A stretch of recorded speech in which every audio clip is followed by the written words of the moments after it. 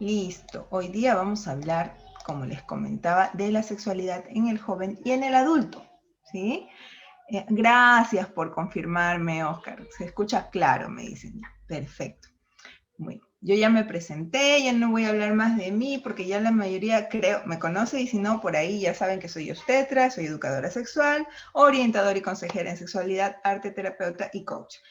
Además, quiero comentarles antes de empezar este tema tan importante, ya que compete también al tema, les comento que como secretaria general de la Asociación Peruana de Sexología y Educación Sexual, estamos preparando el segundo Congreso Nacional de Sexología y Educación Sexual del Perú. ¿Sí? Más adelante les vamos a traer novedades al respecto, pero desde ya quiero irlos invitando. Todavía no sale el lanzamiento oficial, pero ya yo les estoy contando que va a haber un congreso. Va a ser muy accesible porque estamos pensando en la coyuntura, en el contexto en el que estamos actualmente y pues de hecho queremos darle acceso a la mayor cantidad de profesionales para que se actualicen en el tema.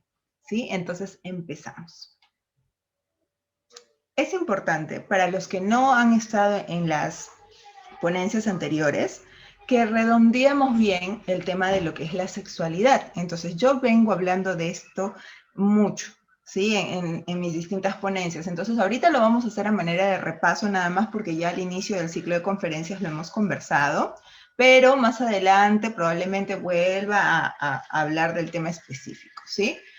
En cuanto a la sexualidad, es muy importante que tengamos dos conceptos presentes.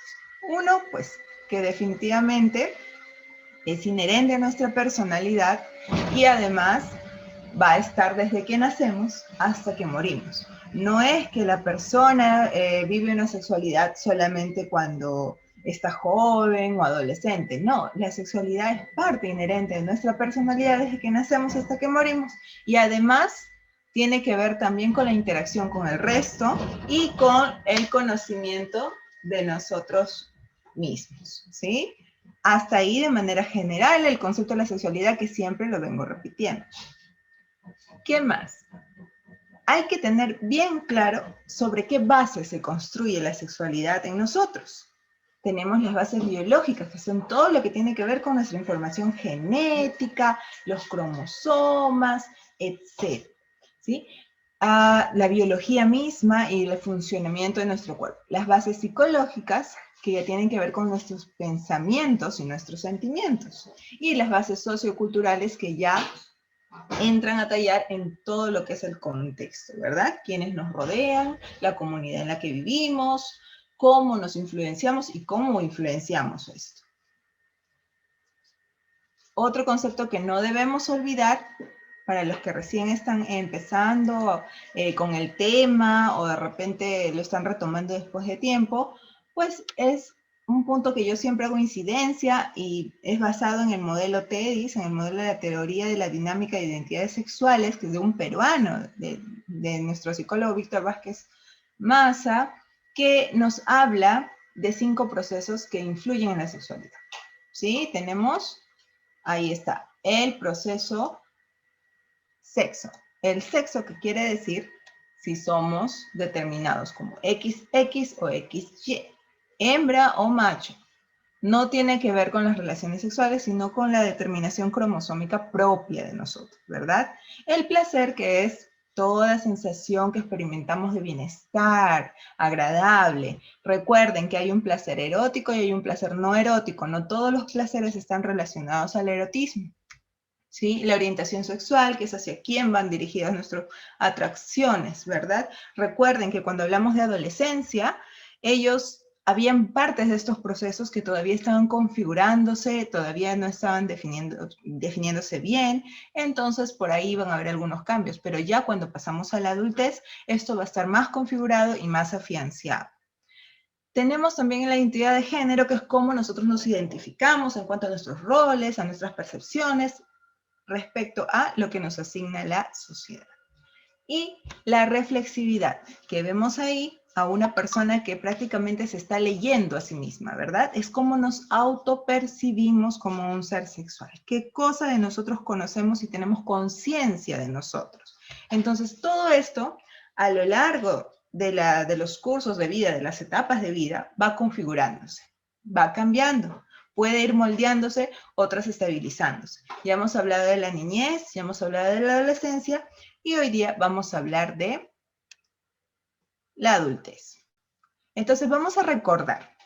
Recuerden que las teorías de Freud, que son muy conocidas, que de cierta forma han perdido un poquito de peso, pero todavía nos sirven como base para ir viendo y examinando un poco el desarrollo biopsicosexual del ser humano en la niñez y en la adolescencia, terminan ahí, termina en la adolescencia. Freud no considera más etapas. Sin embargo, Erikson sí. Erikson considera etapas precisamente hasta la adultez, hasta el adulto mayor, ¿sí? Entonces, recordemos un poquito lo que hablamos al inicio en cuanto a la teoría de Erikson. Ya nosotros hemos visto las etapas de la niñez, ¿sí? ¿Qué nos decía Erikson? Que el ser humano atraviesa por crisis, en las que se ve, digamos, entre dos opciones. Si supera bien esa crisis y adecuadamente, logra pasar a la siguiente etapa con una buena disposición y sin arrastrar, digamos, problemas de las etapas anteriores, ¿no? Entonces, supongamos ya, es como una escalerita donde ya hemos hablado nosotros de el inicio, ¿no? La confianza versus la desconfianza, que era en el infante de 0 al año, más o menos, un poquito más se podía extender, la autonomía versus la vergüenza y duda, ¿no? De un niño entre 2 a 3 años, la iniciativa versus la culpa, que ya venían a calzar más o menos en la etapa preescolar, ¿verdad? Entre 3 a 5 años. La etapa de la laboriosidad versus la crisis de la laboriosidad versus la inferioridad.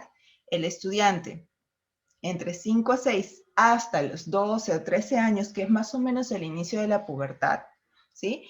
Tenía esta crisis. Pasando esto, ya venía la adolescencia, que calza más o menos con la crisis de la búsqueda de identidad versus la difusión de la identidad. El adolescente entre 12 a 20 años lo consideran algunos. Otros estudios actuales incluso consideran la adolescencia hasta los 24, ¿ya? Pero vamos a ponerlo ahí como un promedio. Entonces, aquí hay una búsqueda de identidad. O versus la difusión de la identidad. ¿Qué quería decir esto? Que si el adolescente no lograba, ¿no?, estabilizar esa identidad o conocerse a sí mismo, saber quién era, iba a verse en esta crisis como si estuviera flotando en el medio de todo, ¿verdad? Entonces no iba a tener una estabilidad en su identidad, no iba a desarrollar estas habilidades sociales también interesantes que le requieren mucho para pasar a la etapa de la adultez. Entonces vamos a ver, ahora que vamos a hablar de la adultez, que hay algunos problemas, algunas cuestiones que son referentes a la sexualidad que se arrastran desde antes, ¿sí? Y sobre todo cuando se empieza a configurar un poco más el ser sexual en la adolescencia. Y vamos a pasar a lo que son las crisis de intimidad versus aislamiento en el adulto joven, que es más o menos entre 20 y 30 años, generatividad versus estancamiento en el adulto de mediana edad, entre 30 y 50 años, y la crisis de integridad versus desesperación en el adulto mayor, lo que nosotros llamamos adulto mayor, de 50 años a más, ¿verdad? Bien. Cada vez que el ser humano va atravesando estas crisis, va aumentando la complejidad. Recordemos que es una teoría, o sea, es una propuesta teórica bastante conocida y bastante aceptada. Sin embargo, van a haber variaciones también a lo largo de esto, ¿sí? Entramos ya al punto que hoy día nos ha traído aquí. Vamos a hablar de la sexualidad del adulto. ¿Qué pasa en el adulto joven? El adulto joven desde los más o menos 18, 20 años hasta los 30 años desarrolla, según Erikson, una crisis entre lo que es el desarrollo de la intimidad o el aislamiento, como lo vemos aquí, ¿verdad? ¿Y qué nos dice Erikson? Que si logra atravesar esta crisis, puede desarrollar una capacidad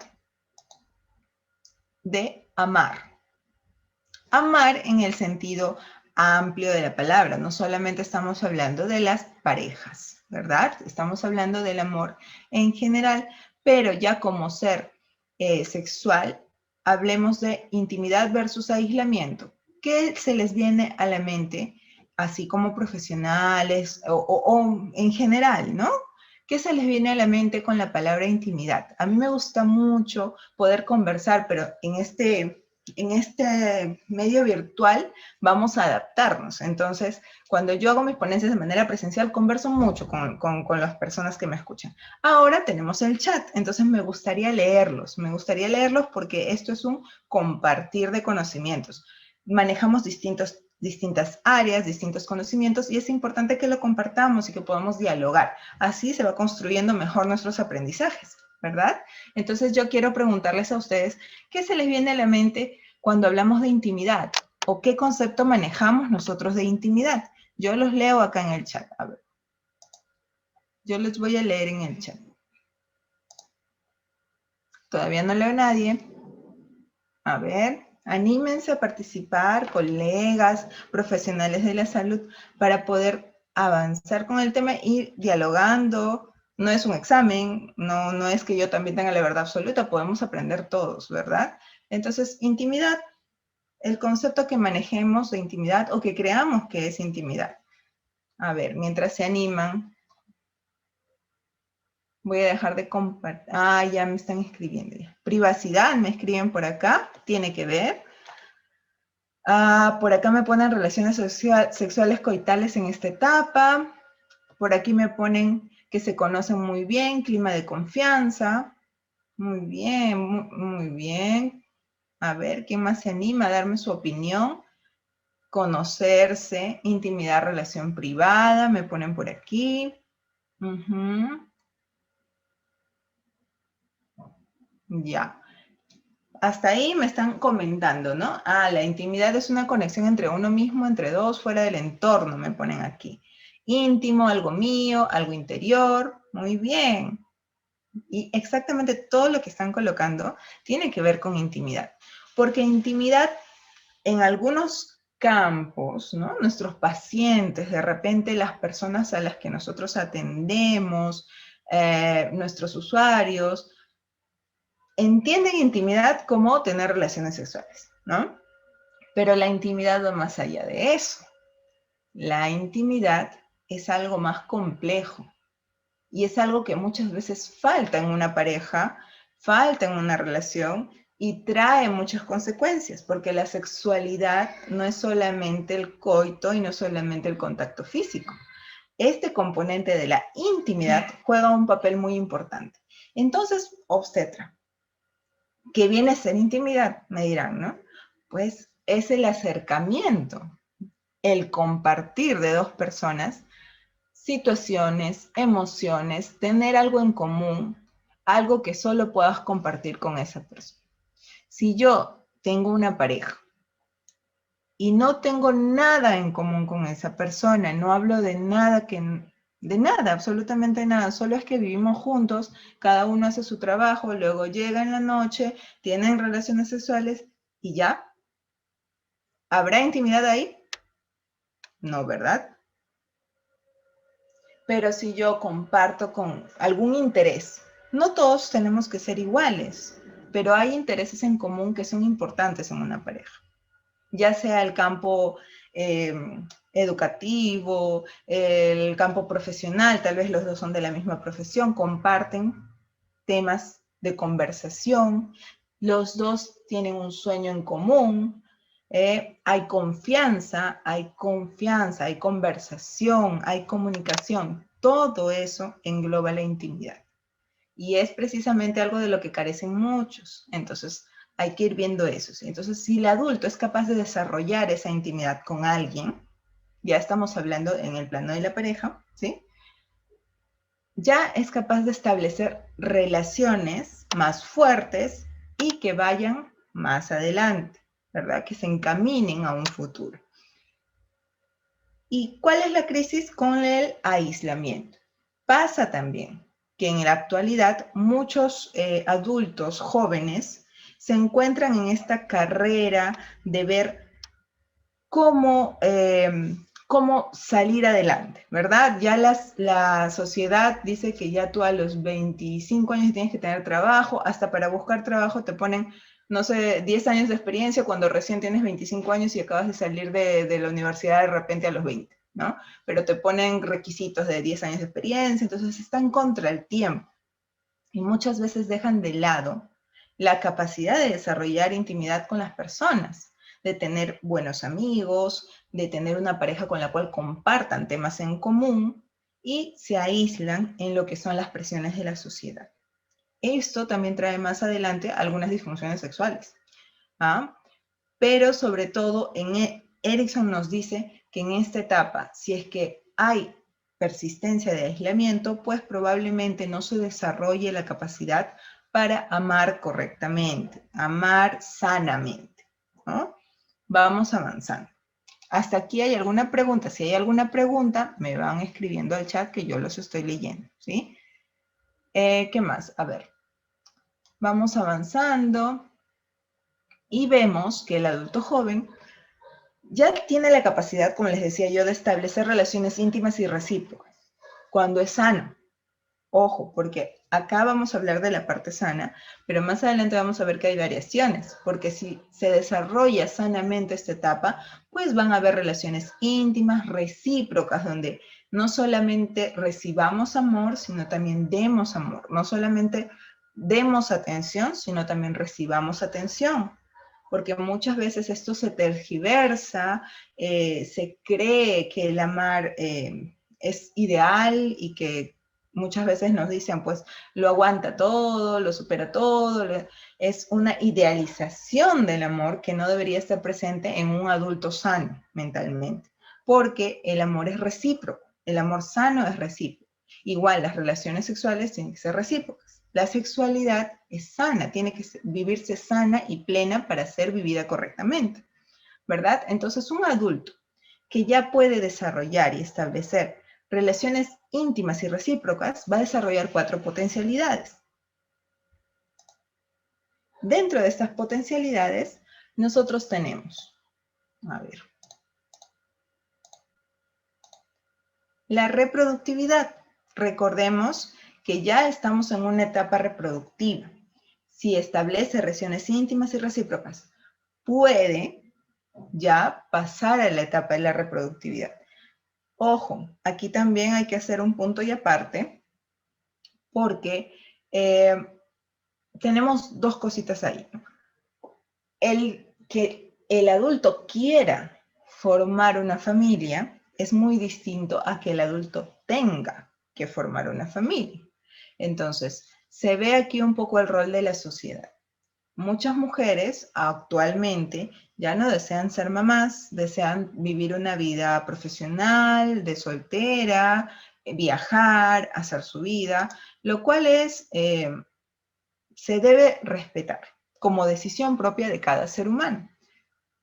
Por otro lado, existen las mujeres que todavía quieren tener hijos, formar una familia, ser mamás, y también se respeta. Entonces, no es que porque tiene la potencialidad de vivir una etapa reproductiva sea algo obligado. Recordemos que tenemos un enfoque muy importante que no debemos olvidar, que son los derechos sexuales y reproductivos. Y para vivir una sexualidad plena, una sexualidad sana, tenemos que ejercer esos derechos. Y como profesionales debemos promover que las personas ejerzan sus derechos sexuales y reproductivos. Entonces, si bien es cierto, una de las potencialidades del adulto joven es la reproductividad, no todos van a ir hacia ese camino. Y otros que quieren ir hacia ese camino van a tener algunas dificultades en el trayecto. Se desarrollan problemas de infertilidad y otros que vamos a hablar más adelante, ¿sí? ¿Qué más? ¿Qué más pasa en el adulto joven? ¿Qué más pasa con la sexualidad del adulto joven? Pues otra de las potencialidades es el género, el desarrollo del género o ya la estabilización. Recordemos que cuando hemos estado en la etapa de la adolescencia, pues esto era muy cambiante. Hablamos mucho de cómo se cómo varía el sistema hormonal del adolescente, cómo se reconfigura la parte frontal del adolescente, cómo todos estos cambios neurológicos y hormonales van a alterar y desestabilizar esto, ¿verdad? En la conferencia pasada hablamos mucho de eso. Entonces, ¿qué pasa en el adulto? En el adulto ya no va a haber este cambio de configuraciones en el cerebro ya está establecido. Lo que va a pasar es que ya la mayoría de adultos va a saber identificarse de acuerdo al género al que pertenece o también va a adoptar la postura que desea. Tenemos una gran comunidad LGTBIQ+, porque hay muchas variantes en cuanto a lo que es la expresión de género, la identidad de género. Y ya el adulto joven se encuentra, por lo general, estable en su decisión, en su percepción, en su autoconocimiento con respecto al género. También tenemos lo que es la parte del erotismo. El erotismo es un punto muy importante en el desarrollo de la sexualidad del ser humano. ¿Qué es el erotismo? La capacidad de vivir experiencias diferentes, lúdicas, placenteras, el juego propio de la sexualidad del ser humano. Sin erotismo, la relación se vuelve también bastante mecánica. Entonces, es solamente ir, tener coito y ya. Si no hay juego, si no hay imaginación, si no hay exploración de distintos tipos de placeres, pues esta potencialidad del erotismo se pierde. ¿Y por qué? Muchas veces nos crían de una manera en la cual nos castran el hecho de sentir placer, sobre todo a las mujeres, ¿no? A las mujeres se nos ha educado muchas veces con que ten cuidado, ser recatada, qué van a pensar. Entonces muchas veces esto se trae a la pareja, incluso a los esposos que ya estando casados no pueden desarrollar este erotismo o tienen muchas trabas para desarrollarlo y trae consecuencias a nivel sexual también, ¿sí? Más adelante lo vamos a hablar. La última de las potencialidades es la vinculación afectiva. Todas las anteriores no te garantizan que haya vínculo afectivo. El hecho de que que un adulto joven tenga hijos con alguien no garantiza que haya un vínculo afectivo. El hecho de que sepamos nuestra identidad de género, nuestra expresión de género bien definida, interactuemos con eso, tampoco garantiza que sepamos desarrollar un vínculo afectivo. Es distinto. El hecho de que sepamos jugar, sepamos imaginar, tengamos mucha imaginación, abramos muchas posibilidades en la exploración del placer, lo que es el erotismo, tampoco nos garantiza que haya vinculación afectiva. La vinculación afectiva se da de otra forma. Es distinto, porque ya aquí entra en juego lo que hablábamos, la intimidad. Entonces, la vinculación afectiva va más allá de todas las tres anteriores y es un punto que hace que ya una vez que se establece una relación, esta perdure, ¿sí? Si hay preguntas, les repito, me van escribiendo, ¿ya? Yo voy avanzando. Si no hay preguntas, pienso que se me está comprendiendo todo, así que yo avanzo. Sigamos, a ver. Y bien, vamos a hablar un poquito del placer para recordar un poco del placer erótico ahora, ¿sí? Porque ya hemos hablado antes de todos los tipos de placeres que hay, ya hemos hablado de las experiencias no eróticas también. Entonces vamos a recordar un poco lo que yo les hablaba acerca del placer erótico. Hay distintos tipos de placer erótico, ¿sí? Tenemos el placer heteroerótico. ¿A qué se refería a los que ya me han seguido en algún momento? A tener estas sensaciones placenteras con una persona del sexo opuesto, ¿verdad? El placer homoerótico al procurar, al sentir estas sensaciones con una persona del mismo sexo. El placer asexual, aquel que no requiere tener un contacto sexual o erótico con otra persona, ¿sí? Y es que no requiere. Sí hay. ¿Se puede descartar algún tipo de disfunción sexual? También se tiene que descartar antes de considerar que una persona es asexual. El placer autoerótico, como su propio nombre le dice, es autoconocerse. Yo mismo me conozco, me exploro juego, imagino, tengo sensaciones eróticas, ese es el placer autoerótico. Y las expresiones comportamentales de la sexualidad. ¿Se acuerdan qué eran las expresiones comportamentales de la sexualidad? A ver, los leo, a ver en el chat. ¿Qué son las expresiones comportamentales de la sexualidad?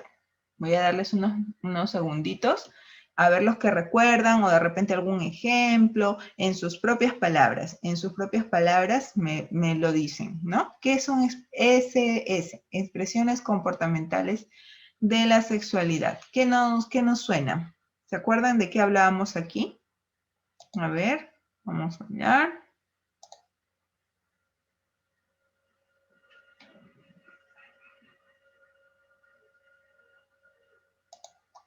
Bien, creo que vamos a refrescar entonces, ¿sí?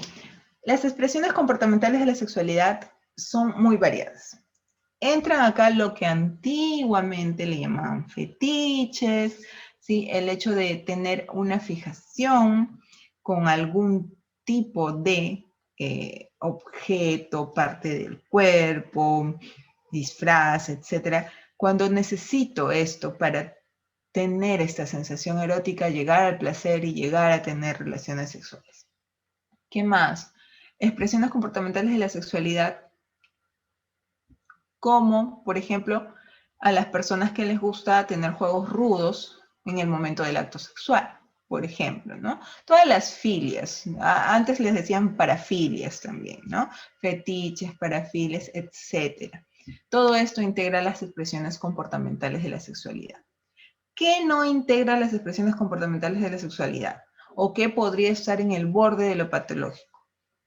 Lógicamente, hay ahora un movimiento, no recuerdo el nombre cómo se llama, pero hay un movimiento de adultos que quieren ser considerados dentro de las variantes de género, diciendo que sienten atracción por niños y creen que eso es parte de una variación normal de la sexualidad, cosa que debemos como profesionales de la salud tener la alerta y descartar completamente, porque eso es pedofilia, y la pedofilia bajo ningún tipo de nombre es sana y no se puede considerar como algo correcto, ¿sí? Por lo menos desde mi criterio profesional, no podemos considerar a un menor de edad objeto de atracción sexual de un adulto. Eso bajo ninguna circunstancia. Entonces, hay que tener cuidado con estos movimientos que aparecen y aprovechan la coyuntura de diversidad sexual y plantean este tipo de cosas, ¿sí? Cuidado. Bueno, continuamos. Para hablar un poquito más, ahondar un poquito más en lo que es la sexualidad del adulto joven, ojo, del adulto joven, porque estamos hablando entre qué edades, 20 a 30 años más o menos, ¿ya? Entonces vamos a ahondar un poco en lo que es la respuesta sexual. ¿Por qué?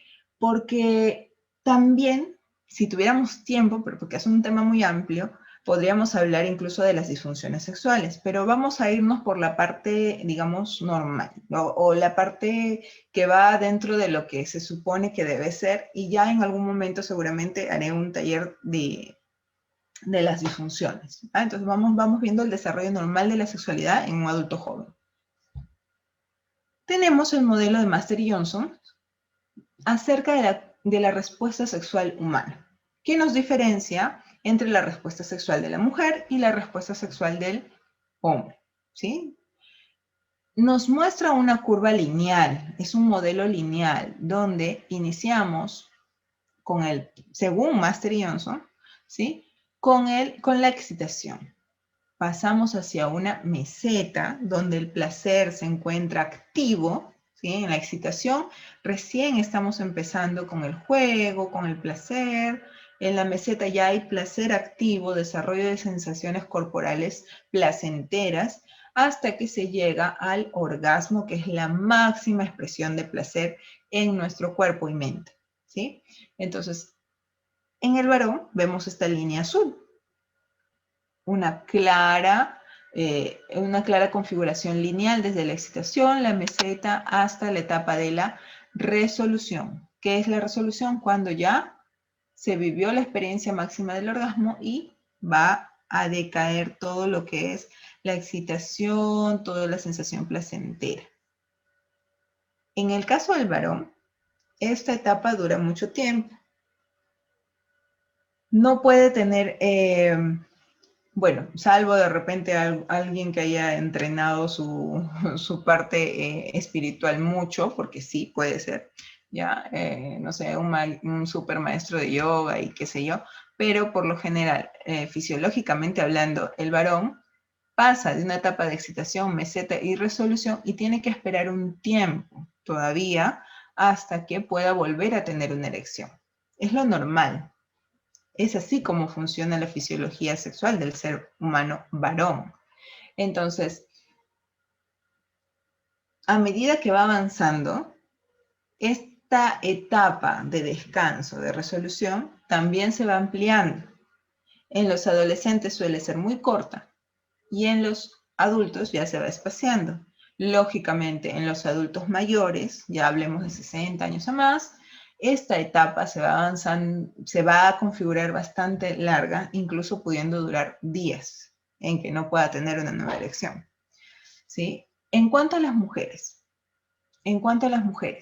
¿qué tenemos en cuanto a las mujeres? Pues tenemos también este modelo lineal, pero con posibilidad de orgasmos múltiples, que las mujeres pueden tener orgasmos, pero por supuesto, la mujer en el plano sexual es incluso considerada por algunas culturas como un ser divino, ya que tiene un poder, un potencial de placer muy elevado.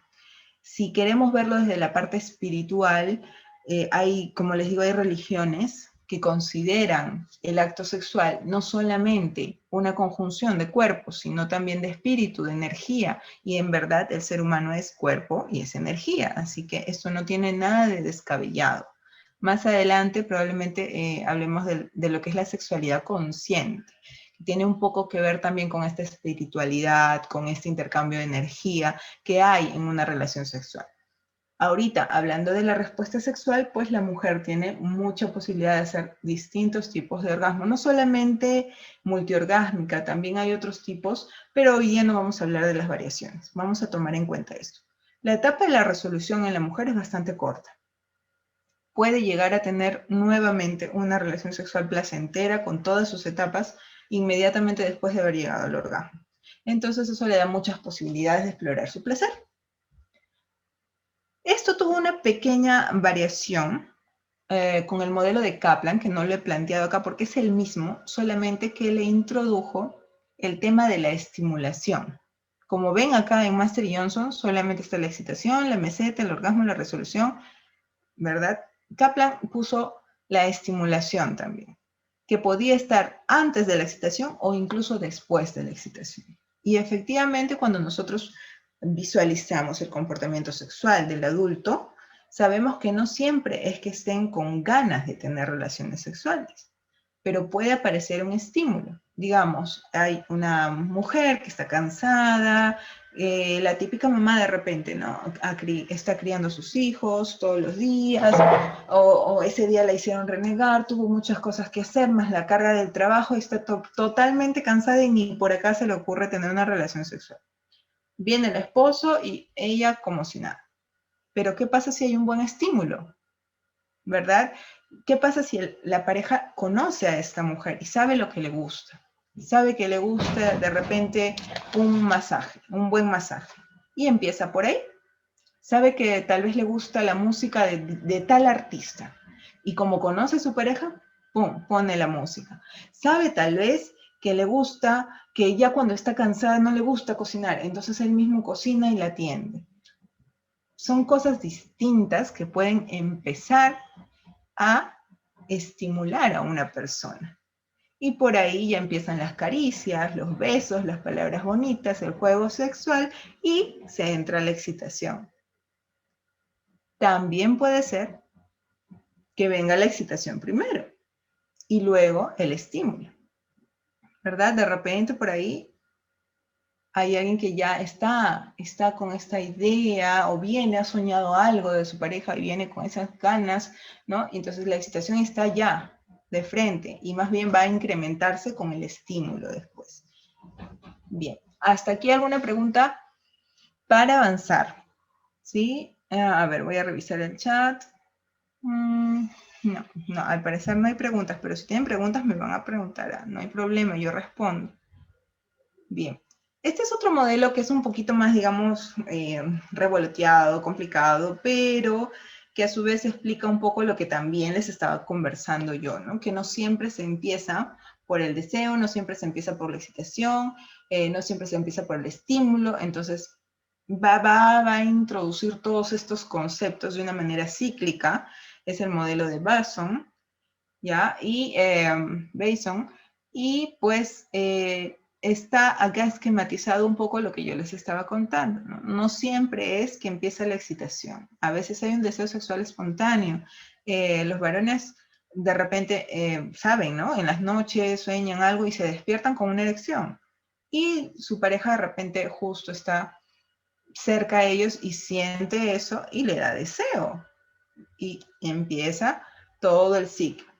Puede ser que no haya esto, pero haya un estímulo y empieza con el estímulo. Entonces es todo un ciclo que puede variar. En realidad la sexualidad no es tan simple, es bastante compleja. Y bien, La conducta sexual es uno. perdón, quiero compartir con ustedes un video. Ya, si están, hay algo, bueno, va a explicar bonito lo que es el tema de la sexualidad, pero de todas maneras, si están con alto volumen, les recomiendo que tengan un volumen medio o bajo, ¿sí? Voy a compartirles un video que nos habla un poco de la conducta sexual. A ver, acá, me avisan si se escucha, ¿ya? Listo. La conducta sexual es uno de los temas más importantes y complejos de los seres humanos, y quizá uno de los menos entendidos. Este incluye una parte psicológica, biológica, individual y social.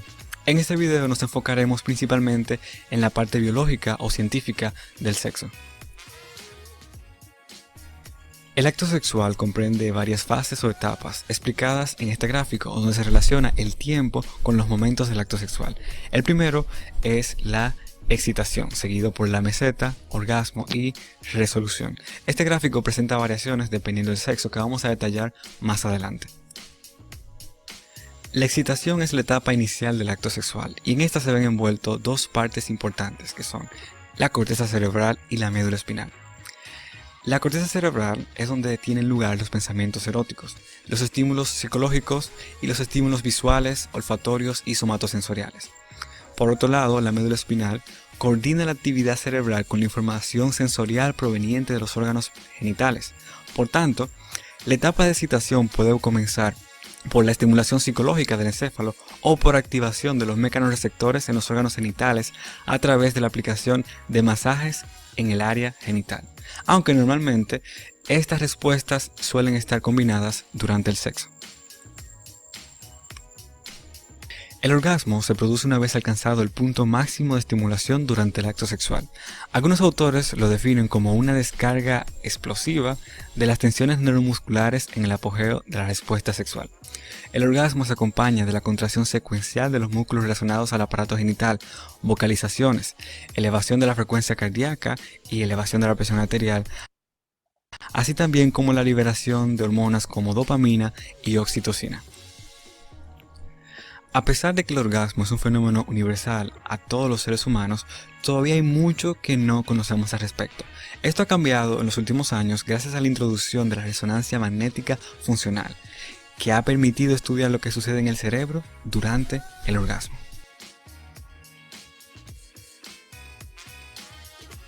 Por ejemplo, esta imagen que muestra la resonancia magnética funcional de una mujer en el momento exacto del orgasmo. Esta imagen fue tomada por el Dr. Komisaruk de la Universidad de Newark, New Jersey. Los puntos de colores representan el flujo sanguíneo. Los colores cálidos, amarillo o rojo, representan un mayor flujo, y los colores más fríos, verde o azul, menor flujo. El punto A representa la corteza prefrontal. Es la parte anterior del cerebro formada por los dos lóbulos anteriores, derecho e izquierdo. Esta está asociada a la toma de decisiones, atención, memoria, etc. Y es una de las áreas que más muestra activación durante el orgasmo. Algunos autores sostienen que durante el orgasmo se puede visualizar una desactivación de la corteza orbitofrontal izquierda, asociada a la toma de decisiones. Esta se apaga. Y eso quizás es lo que produzca la sensación de pérdida de control durante el orgasmo. Aunque estas dos son las áreas más estudiadas en la actualidad, las diferentes investigaciones han mostrado que el orgasmo se acompaña de actividad neuronal de todas las estructuras corticales y subcorticales. Por lo tanto, más que un área cerebral asociada al orgasmo, podemos decir que el orgasmo es un evento cerebral. Exacto, exacto. Y bueno, acá un poquito les hablaba del tema de la neurofisiología del orgasmo, ¿no? Un poquito cómo es que las hormonas están en juego y no solamente las hormonas, sino también las neuronas. Como dice el video, es un evento cerebral. El orgasmo no es solamente una sensación placentera, es un estímulo corporal increíble que nos da mucha buena energía, una buena carga de hormonas positivas para nuestro cuerpo y una sensación placentera por demás, ¿verdad? Entonces, ya con estos conceptos interesantes, vamos a hablar un poco de las fases fisiológicas cuando hay esta respuesta sexual. Estamos hablando, recuerden, de la parte del funcionamiento normal o digamos común en el ser humano. No estamos hablando de los casos excepcionales cuando hay algún tipo de patología o disfunción, ¿ya? Que eso es otro tema. No nos va a alcanzar tiempo para hablar hoy día de ese tema, así que vamos a hablar de la parte del funcionamiento común. Ya estamos contra el tiempo. A ver, voy volando, voy volando. Listo. En la fase de excitación, en los órganos genitales del varón, ¿qué pasa en los órganos genitales del varón, del hombre? Pues lógicamente se experimenta la erección, ¿verdad? Va a haber una erección del pene, el aumento del tamaño y la elevación de los testículos también. Hay una tumescencia del glande, ¿sí? Se genera una coloración un poco púrpura. Hay secreción mucoide, que es la parte de la lubricación que también tiene el varón. Muchos profesionales todavía no manejamos este tema, pero tal vez ya es bueno que también empecemos a hablar de la lubricación del varón. El varón también lubrica. Así que ese líquido preseminal es la lubricación del varón. ¿Sí? Esa secreción mucoide. También hay secreción prostática y seminal. Aquí, entre la mucoide y la prostática y seminal, es todo lo que tiene que ver con el líquido preseminal, que es la lubricación en el varón. ¿Qué pasa en la mujer en la etapa de la excitación? Pues hay una tumescencia del clítoris, ¿sí? Y los labios menores también. ¿Qué es esto? Sí, también se colorean un poquito, como que se oscurecen. ¿Esto por qué? Porque la irrigación sanguínea también se concentra en esas zonas. Sabemos, bueno, la mayoría de nosotros sabemos, los que ya estamos en el tema, que la erección del pene se produce, ¿por qué? Por vasoconstricción, ¿verdad? Se llena de sangre los vasos del pene y hacen que se erecte. Entonces, es lo mismo, muy parecido, en la zona genital de la mujer. En el clítoris y en los labios menores ocurre similar. Hay llegada, recarga sanguínea abundante. Por eso se colorea un poquito, lo vemos un poquito más oscuro y más tenso, ¿sí? ¿Qué más? Lubricación vaginal. Sí, nosotros tenemos distintas glándulas que ya conocemos mucho de nosotros en la zona genital femenina que hacen que lubriquemos, que se humedezca, ¿sí? Lógicamente, esto como profesionales lo hablamos así, pero si se lo explicamos a un usuario o a una paciente, tenemos que utilizar lenguaje más simple, lenguaje más, menos rebuscado y algo que lo comprendan fácilmente. Incluso le podemos hacer comparaciones con algo que ellos estén familiarizados para que lo entiendan, ¿sí? ¿Qué más? Alargamiento de la vagina. La vagina es un conducto virtual, ¿verdad? Porque siempre está colapsado, excepto cuando introducimos algo. Entonces, esta vagina al momento de la excitación se alarga. ¿Qué más pasa? Hay un estrechamiento del tercio externo de la vagina. Hay elevación del clítoris, es como una erección también, ¿sí? Y secreción de las glándulas paruretrales de Skene. Extragenitalmente también van a haber cambios.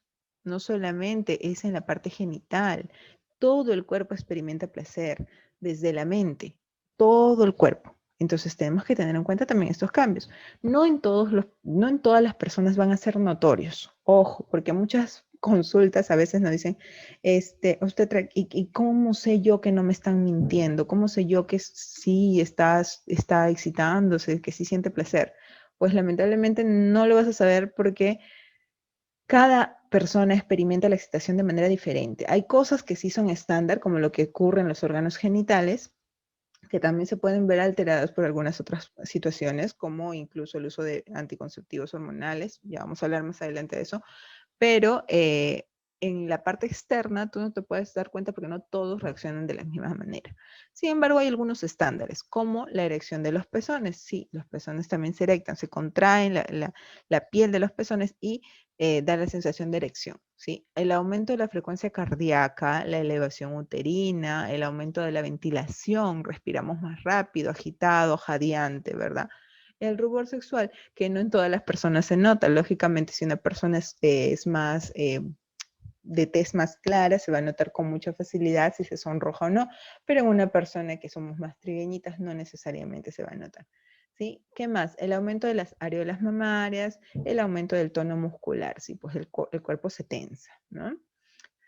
En el momento del orgasmo, en el varón, lógicamente contracción de las vesículas de la próstata, del conducto deferente para expulsar el líquido seminal.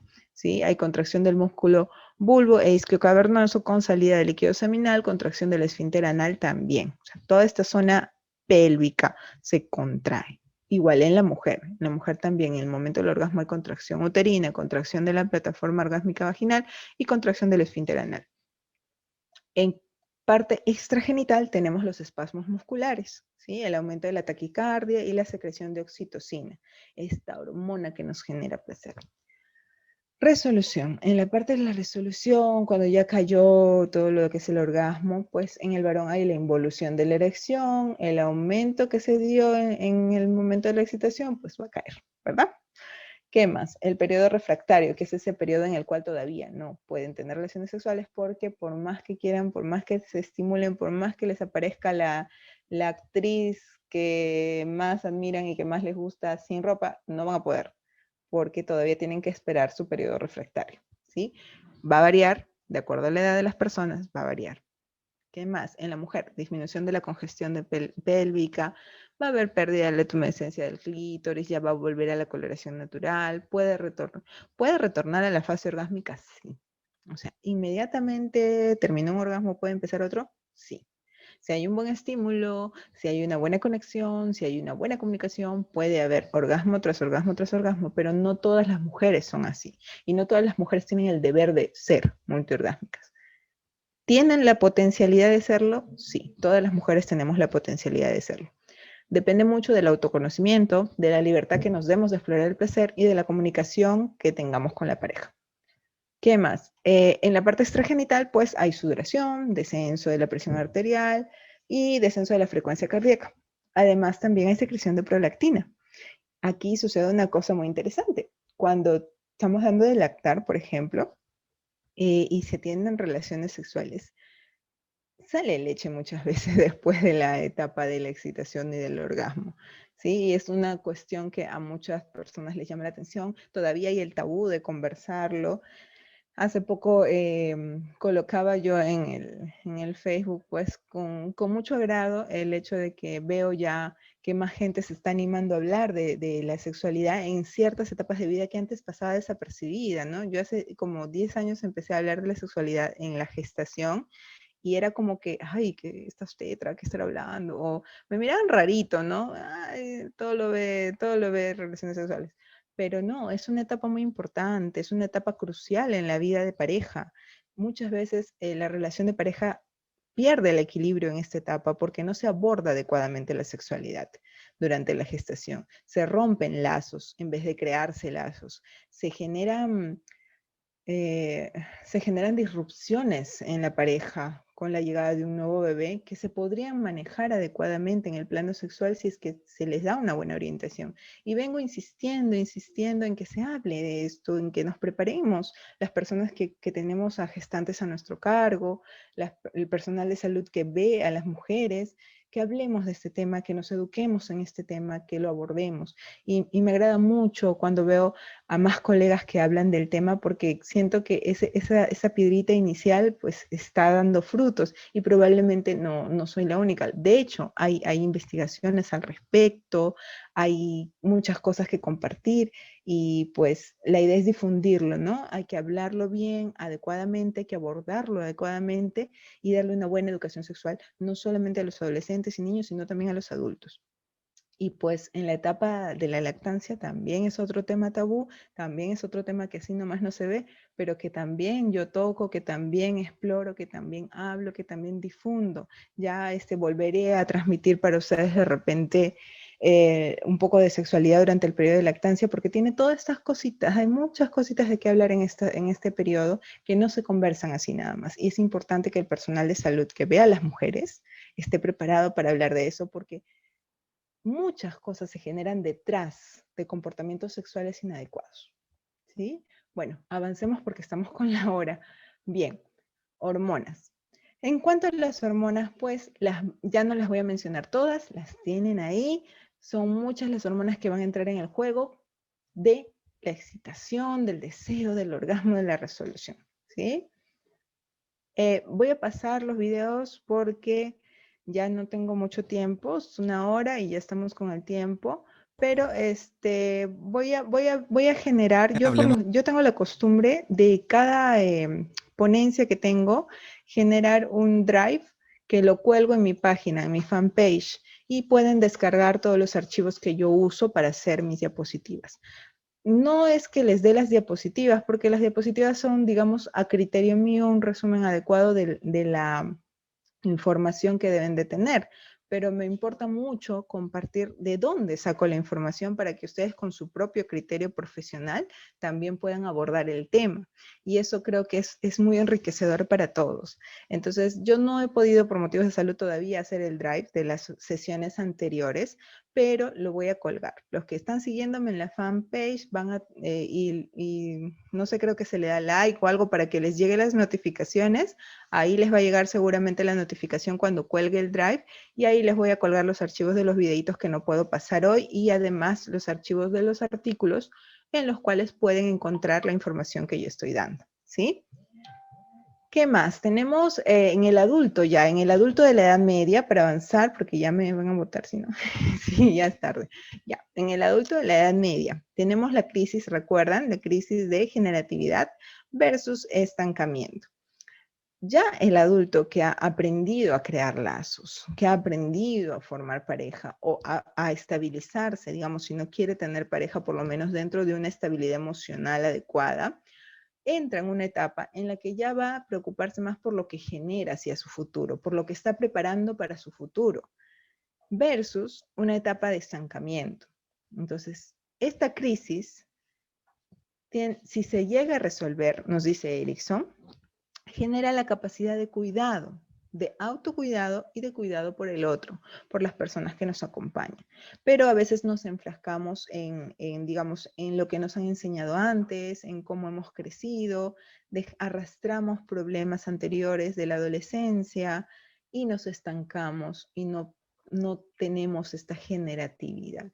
Y eso también puede traer consecuencias en la vida sexual, ¿verdad? Entonces, en el adulto de edad media, que estamos hablando entre 30 a 50 años aproximadamente, ¿sí? Se da el desarrollo de la capacidad de cuidado, como les comentaba. Disminuye la capacidad reproductiva, no desaparece. Ojo, muchas mujeres salen embarazadas justo en esta etapa y son considerados embarazos de riesgo. Entonces tenemos que orientar adecuadamente a las personas que están llegando a esta etapa que no descuiden la parte reproductiva, porque no es que porque ya están cerca de la menopausia no van a poder tener hijos, no. Todavía en los límites de la menopausia todavía se pueden concebir, entonces hay que dar una buena orientación al respecto. La madurez sexual se alcanza. Muchas personas creen que la sexualidad se experimenta mejor en la adolescencia y en la juventud, pero una gran noticia es que en la etapa de la adultez media se puede experimentar 1000 veces mejor y de manera más placentera todo lo que tiene que ver con nuestra sexualidad. si es que hemos desarrollado sanamente nuestra sexualidad y nos hemos permitido el desarrollo de todos los aspectos de nuestra sexualidad, el placer, el erotismo, y hemos conseguido con quien compartir esto o hemos aprendido a autogenerarnos esto, ¿sí? La productividad.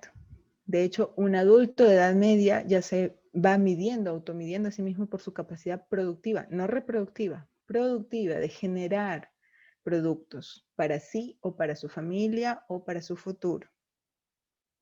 Y pues la crisis de la mediana edad que aparece ya al bordear los 40, 50 años, que creo que ya no es tanto así, porque ya hemos avanzado un poquito en el pensamiento, ya tenemos una esperanza de vida más larga y además las generaciones van a cambiar, ¿sí? Pero por lo general aparece más o menos en esta etapa de la vida ese temor a envejecer, ese temor a que nos salgan las líneas de expresión, las arruguitas, el hecho, muchas mujeres enfrentan la menopausia como una pérdida de su feminidad, creen que porque perdieron la capacidad reproductiva ya no son lo mismo y hay que trabajar mucho con ellas para que se den cuenta que la experiencia de la sexualidad no está en el poder procrear, sino en el poder disfrutar, ¿sí? Bueno, vamos avanzando porque si no nos quedamos sin tiempo. Va a haber conflictos, conflictos que se generan en la adultez como disfunciones sexuales femeninas, disfunciones sexuales masculinas, sobre todo en la adultez media para adelante, ¿no? Problemas de infertilidad que se generan en el adulto joven y que traen mucho estrés en la parte sexual y hay mucho, mucho que conversar al respecto. También puede haber tema de la anticoncepción. Muchos anticonceptivos, sobre todo los hormonales, influyen en cuanto al desarrollo de la función sexual de la mujer. ¿Sí? Y esto trae muchos problemas a veces con la pareja cuando no se le orienta bien los efectos secundarios, cuando no se le hace una buena consejería al momento de elegir su método anticonceptivo, cuando no hay más orientación que la técnica, ¿no? Que solamente es esto le sirve para esto y no ahondamos en la parte sexual. Y muchas veces nos quejamos de que la paciente no se adhiere al método anticonceptivo, no lo toma adecuadamente, no lo usa adecuadamente y no exploramos por qué. Y muchas, muchas, muchas veces es porque hay problemas sexuales de fondo y lo dejan por eso. Entonces hay que ver un todo. El ser humano es un ser humano integral. La parte sexual no tiene por qué estar sesgada del resto. Tiene que incluirse en nuestras atenciones. También tenemos lo que es la experiencia de la paternidad y la maternidad. ¿Genera conflictos en cuanto a la vivencia de la sexualidad? Sí, genera conflictos. Por eso es importante abordar el tema también en estas etapas.